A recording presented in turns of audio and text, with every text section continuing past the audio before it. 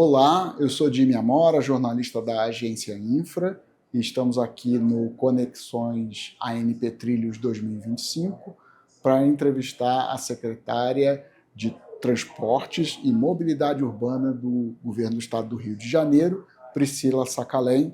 Priscila, queria te agradecer por estar aqui com a gente e queria que você pudesse falar sobre como é que o Rio de Janeiro está desenvolvendo os projetos de mobilidade sobre trilhos no estado. Beleza. Bom, Jimmy, é um prazer estar aqui com vocês. Bom dia, boa tarde, boa noite a todos. Bom, o estado do Rio está muito preocupado, né? A gente tem uma cidade que é muito densa, uma região metropolitana que transporta muita gente, né? A gente todo dia aí tem gente indo e voltando, a gente tem aproximadamente, a gente transporta 300 milhões de pessoas por ano no estado. E aí falando dos modos, né, do estado, então do metrô, do trem e também as barcas acabam compondo, né, a nossa rede de mobilidade. A gente está pensando na integração agora, né, a gente está num momento muito frutífero para essa integração acontecer, para essa inteligência, essa logística de mobilidade ser desenvolvida, porque a gente agora, depois da pandemia, acabou passando por uma oportunidade de repactuar os contratos. Então, a gente aproveitou nesses momentos de repactuação para tentar também trazer modicidade tarifária, desvincular, né, o contrato, por conta do reequilíbrio econômico-financeiro dos contratos, desvinculá-lo somente da tarifa recebida pelo concessionário, para a gente, enquanto ente federativo, conseguir remunerar efetivamente pela prestação do serviço e ter mais autonomia para fazer política pública e subsidiar a tarifa. Então, a nossa ideia é, né, obviamente, com os novos projetos de expansão das linhas, né, do metrô, de modernização da linha ferroviária, a gente está também tratando da mobilidade, mas acredito que no momento, hoje, o que a gente tem de mais significativo é o momento regulatório, em que a gente está conseguindo repactuar os contratos para trazer mais sustentabilidade financeira, até porque são contratos que vão demorar muito tempo, né? O do metrô agora, por exemplo, do Rio, ele vai até 2048 com esse novo termo aditivo que a gente celebrou, né? O da Supervia também a gente está pensando em fazer uma licitação que não vai ser de pouco tempo também, né? Nem dá para se financiar o projeto. Então, quando a gente tem projetos assim de longo prazo, é muito importante que a gente aproveite a oportunidade regulatória para modernizar os institutos. Eu queria que você falasse um pouco, porque, como você citou, são muitos modais diferentes, muitos modos diferentes e novos modos se integrando ao transporte de pessoas no estado. Queria saber como é que vocês trabalham essa integração para que o passageiro tenha a melhor experiência e o melhor uso possível do transporte, né? Se locomova da forma mais fácil e mais barata.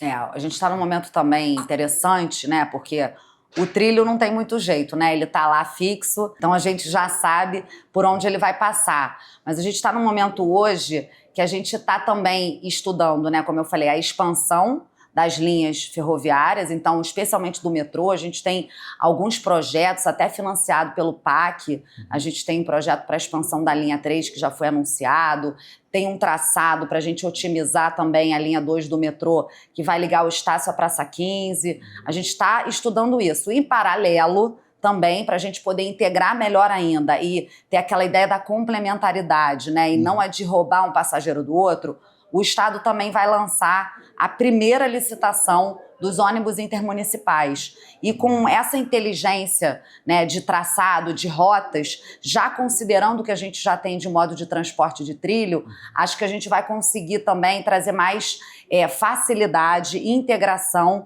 e inteligência competitiva também para os modos de transporte, porque todos são nossos concessionários, todos têm que ter sustentabilidade financeira e, no final do dia, todos têm que entregar o melhor serviço de transporte para o passageiro. Então, o ministro Rui Costa até falou sobre isso. É muito melhor cooperar nesse setor do que competir, né? Exatamente. Olha só, fazendo esse registro aqui, parabenizando ao evento também.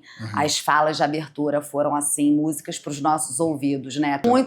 Eu fiquei muito feliz de ouvir o ministro Anastasia falando sobre como os órgãos de controle precisam focar na solução e se o serviço público está sendo entregue, e como o ministro Rui Costa trouxe o diálogo como um fator fator determinante, seja ele entre os entes federativos e seja ele entre o público e o privado. Chega, né? A gente está na hora agora de conversar, de dialogar, para fazer o nosso país ser um lugar melhor, gente. E aí, nessa conversa, acho que você pode contar um pouco sobre como é que foi a conversa que vocês tiveram com o concessionário do metrô, que resultou num acordo considerado assim, histórico, né, no Estado, para que voltasse a se desenvolver o sistema metroviário lá. Sem dúvida, Jimmy, foi assim a gente considera assim uma grande vitória, porque foi um destrave de um imbróglio regulatório jurídico que já se arrastava há quase 10 anos no nosso Estado. Então, havia toda uma preocupação estrutural sobre o que vai acontecer, né, com aquele canteiro de obra, e também a gente precisava destravar o avanço, né?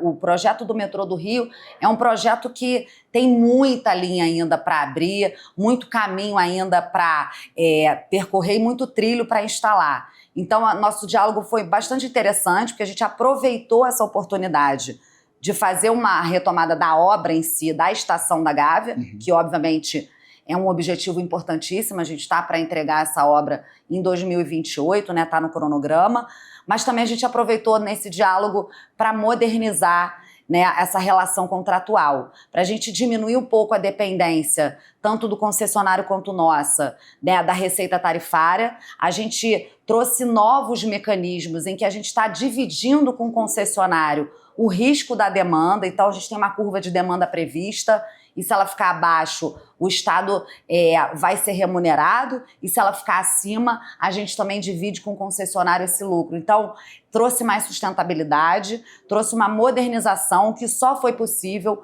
porque a gente conseguiu dialogar. E a gente teve nessa oportunidade dessa celebração do 10º termo aditivo, a gente também celebrou um TAC. Então, muitas demandas regulatórias, muitas disputas que estavam em curso na agência reguladora, que estavam em curso até na justiça, elas foram eliminadas. Então, a gente vê que a relação entre o Estado e o concessionário, ela ficou ainda melhor, porque a gente diminuiu o conflito, a gente melhorou, otimizou a remuneração, né, sem com isso também tirar a sustentabilidade econômico-financeira, tanto para o orçamento público quanto para o concessionário. A gente está falando aqui de entregar um serviço para a população, né? E eu só consigo enxergar coisa boa quando quem está, né, nesse meio, nessa relação, senta para chegar numa solução. E a gente está muito satisfeito, né? O Rio de Janeiro, realmente, como você falou, foi um grande projeto, a gente saiu na vanguarda, mas, de novo, né, a gente não ia conseguir